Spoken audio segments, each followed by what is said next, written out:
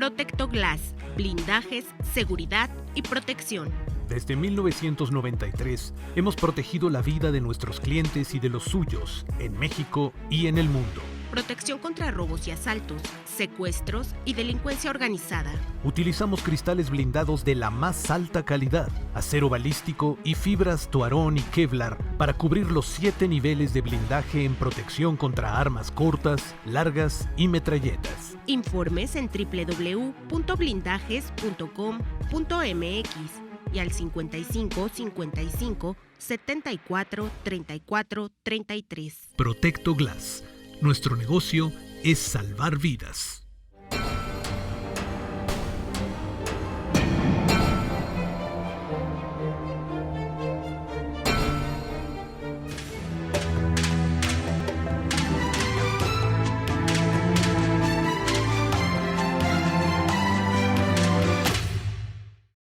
Ya estamos de regreso, queridos amigos.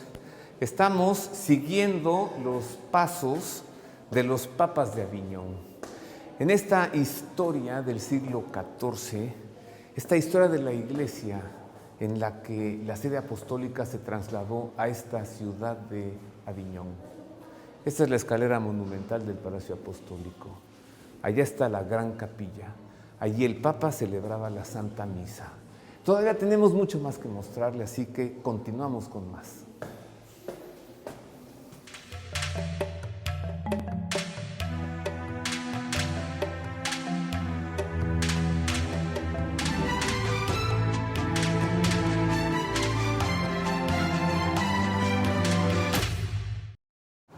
Hablemos ahora del segundo Papa de Aviñón, el Papa Juan XXII.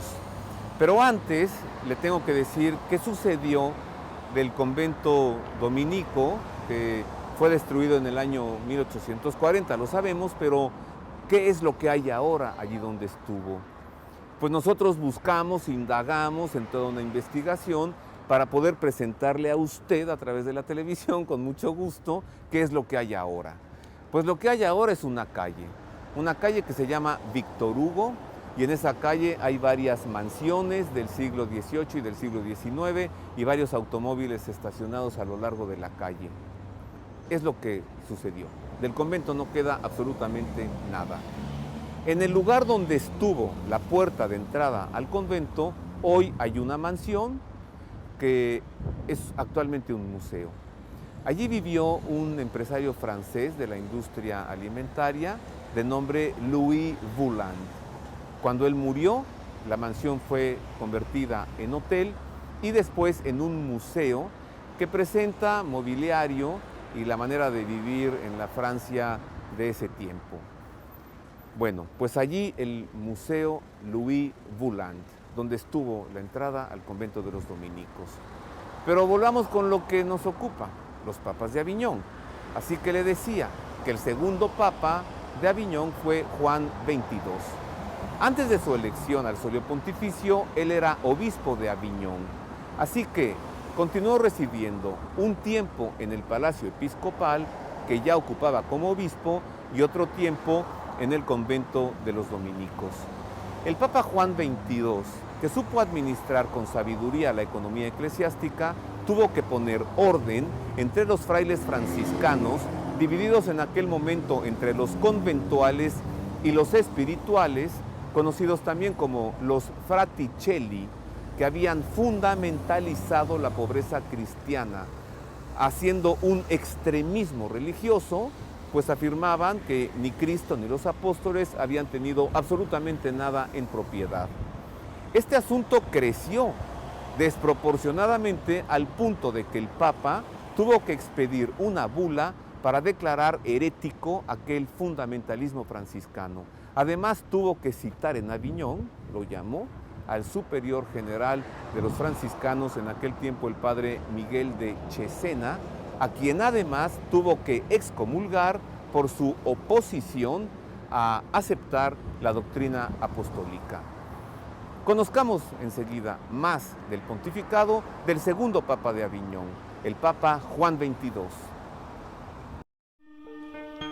El segundo Papa de Aviñón, Juan XXII, de nombre Jacques Duès, nació en Cahors, Francia, en 1245 y murió el 4 de diciembre de 1334 a los 89 años de edad. Su pontificado de 18 años comenzó formalmente el 5 de noviembre de 1316. Estudió Derecho Civil y Derecho Canónico y obtuvo el doctorado en Orleans. Fue nombrado obispo de Fréjus en el año 1300, canciller del rey de Nápoles en 1308, obispo de Aviñón en 1310 y cardenal en 1312.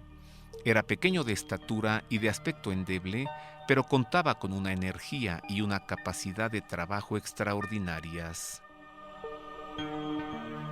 Tras la muerte de su antecesor, el colegio cardenalicio estaba tan dividido que el cónclave se prolongó por 27 meses hasta que resultó electo el 7 de agosto de 1316.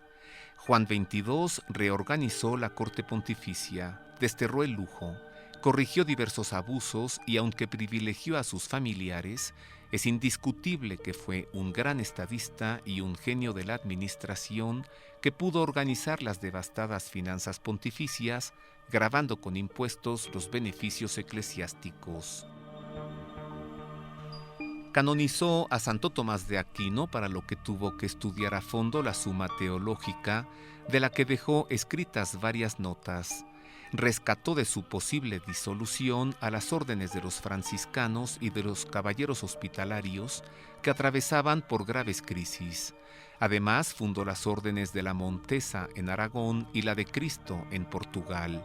Activó la evangelización de Asia, publicó una colección de decretales titulada Las Extravagantes, centralizó en la persona del pontífice los nombramientos episcopales y se enfrentó con Luis de Baviera tras la doble elección imperial de 1314, conocida como la última lucha entre el sacerdocio y el imperio. Juan XXII fue un papa que estuvo cercano a incurrir en una herejía por afirmar en la controvertida visión beatífica, aunque a título privado, que las almas de los justos no verán a Dios hasta el día del juicio final y que los condenados irán al infierno hasta el fin del mundo. Pero sometió su opinión al juicio de la Iglesia y se retractó la víspera de su muerte. El Papa Juan XXII, muchos años después, Marisa, vendría un Papa Juan XXIII, de quien había la duda si había sido un papa legítimo o un antipapa, y esto se resuelve ya en el siglo XX con Angelo Giuseppe Roncalli, el Papa bueno, que toma el nombre de Juan XXIII. Así que se confirma que el Juan XXIII anterior, un antipapa. Bueno, pero está aquí Marisa porque pues eres la mera para presentarnos catedrales, basílicas, santuarios, y esta es la Catedral de Aviñón, ¿sí? Sí. Que Aviñón, además de ser una ciudad, es una diócesis, y como diócesis que es, tiene su catedral. Pues bien, esta es la Catedral de Notre Dame de Aviñón, dedicada a Nuestra Señora la Virgen María. Esta hermosa iglesia catedral tiene en la parte más alta del campanario una gran escultura de la Virgen María recubierta con oro. Esta es la Catedral de Aviñón.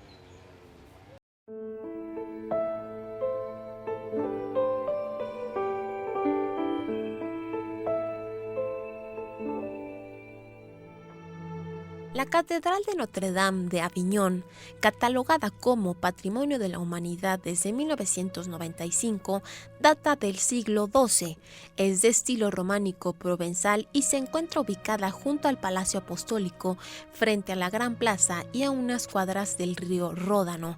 Como sucedió con todas las iglesias de Aviñón, la catedral fue saqueada durante la Revolución Francesa y tuvo que ser restaurada para poder reabrirse al culto en 1822. El hermoso edificio se destaca desde cualquier punto de la ciudad por su gran torre campanario de forma cuadrada, de 39 metros de altura, que tuvo que reconstruirse en 1341 tras el asedio al Palacio de los Papas. En 1859 se colocó en su cúspide, en lugar de la aguja del campanario, la gran estatua de la Virgen María de 6 metros de altura, fundida en hierro y revestida de oro. Al frente, el atrio se ve precedido por el conjunto escultórico que presenta a Cristo crucificado, a la Virgen María y a San Juan Evangelista, realizado en 1819. La fachada, de estilo romano antiguo, presenta un pórtico con columnas estriadas con capiteles corintios y un frontón que da acceso al nártex de ornamentación clásica. Al interior, la planta es de una sola nave, de 25 metros de largo, 8 metros y medio de ancho y 15 de altura, con cobertura de tambor y una gran cúpula románica en el crucero central. Entre los siglos XIV y XVI se añadieron las capillas laterales, se amplió el coro y se modificó el ábside con tribunas de estilo barroco. El ingreso a la iglesia lo abren 2 esculturas, una de Santa María Magdalena a la izquierda y la otra de su hermana, Santa Marta, a la derecha. Esta iglesia catedral contiene exquisitas piezas de arte, como la sede para la cátedra del siglo XIII tallada en mármol blanco con los símbolos de los evangelistas a los lados, un hermoso aunque doliente Cristo del siglo XVI de barro cocido policromado, un fresco que presenta el bautismo del Señor y varias pinturas de 1838 que decoran las capillas. 2 de los papas de Aviñón se encuentran sepultados aquí en tumbas de estilo gótico flamígero. En el ábside la tumba de Benedicto XII y al fondo de la nave, junto a la sacristía en la capilla de los apóstoles, el mausoleo de Juan XXII en mármol blanco. En esta catedral de Aviñón, en 1333, antes de partir para la cruzada, Felipe VI de Francia, Felipe de Navarra y Juan de Bohemia recibieron de manos del Papa Juan XXII la cruz que los acompañaría para defender a la cristiandad del embate sarraceno. Ahora nos encontramos en la plaza del Palacio de los Papas, por supuesto en Aviñón. Le aseguro que es un privilegio poder mostrarle a través de la televisión este magnífico edificio que, como usted puede darse cuenta, tiene más aspecto de una fortaleza o de un castillo que de un palacio como tal. Para esto, ¿quién mandó edificar el Palacio de los Papas? Pues tendremos que hablar, para conocerlo, de un monje cisterciense que tomó el nombre de Benedicto XII.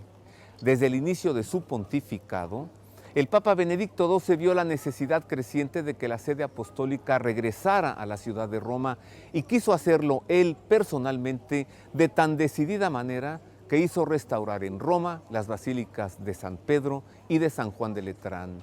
Pero el colegio cardenalicio le recordó al Papa las dificultades que ofrecía una Italia fragmentada y fraccionada.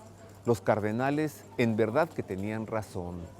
El Papa entonces hizo construir este Palacio Apostólico de Aviñón, un magnífico recinto, construido más para funcionar como fortaleza que como palacio, como le había dicho.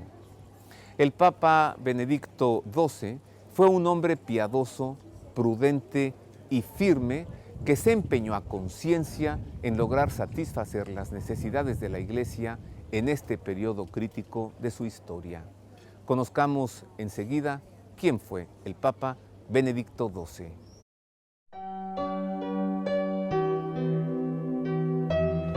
El tercer Papa de Aviñón, Benedicto XII, de nombre Jacques Fournier, nació en Saverdun, provincia de Toulouse, Francia, y murió en Aviñón el 24 de abril de 1342. Su pontificado de 7 años comenzó formalmente el 8 de enero de 1335. Se ignora la fecha de su nacimiento y nada se sabe de su familia ni de su niñez. Muy joven ingresó como monje a la Orden del Cister y estuvo en los monasterios de Boulbonne y de Fontfroid, donde fue el abad. obtuvo el doctorado en teología en la Universidad de París.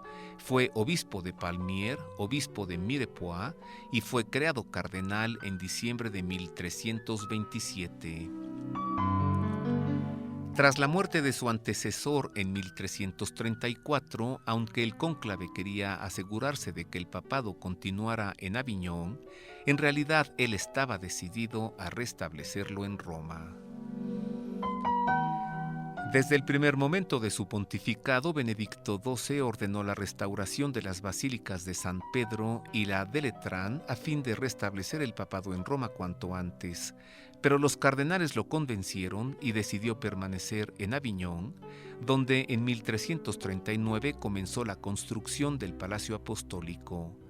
Como monje cisterciense que era, impulsó la vida monástica y como teólogo erudito dio fin a la controversia de la visión beatífica mediante la bula Benedictus Deus del 29 de enero de 1336, con la que definió la inmediata visión de Dios para las almas de los justos que no tengan faltas que expiar.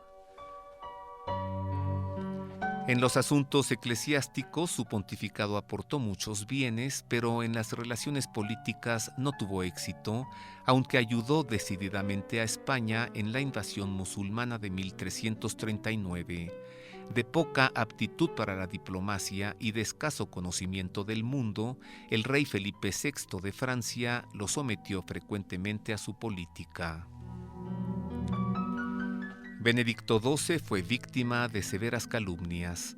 Reformador, enemigo de herejías, renuente aliado de Francia y enemigo de Alemania, se hizo de enemigos. Su obesidad natural estimuló las críticas, pero la historia lo reivindica con testimonios que demuestran que aunque falló en las dificultades políticas que heredó, su integridad, piedad, virtudes, justicia, rectitud, su espíritu pacifista y su celo por la doctrina y por la reforma moral están por encima de toda crítica.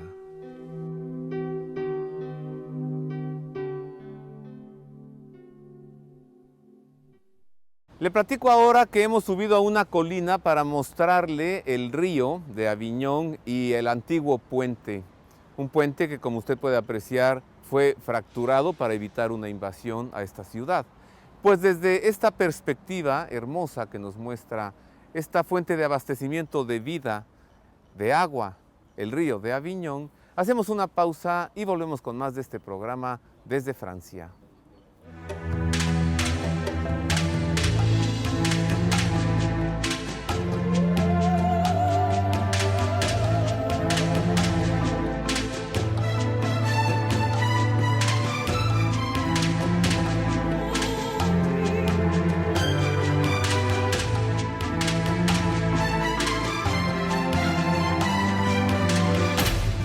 En El Asadero, desde 1966, preparamos la más deliciosa comida tradicional mexicana y nuestro pozole, las cazuelas sincronizadas, gringas y los tacos de bistec, arrachera, chuleta, pastor y chorizo son los más sabrosos de todo México, cosa que nuestros clientes bien saben y no pueden callar.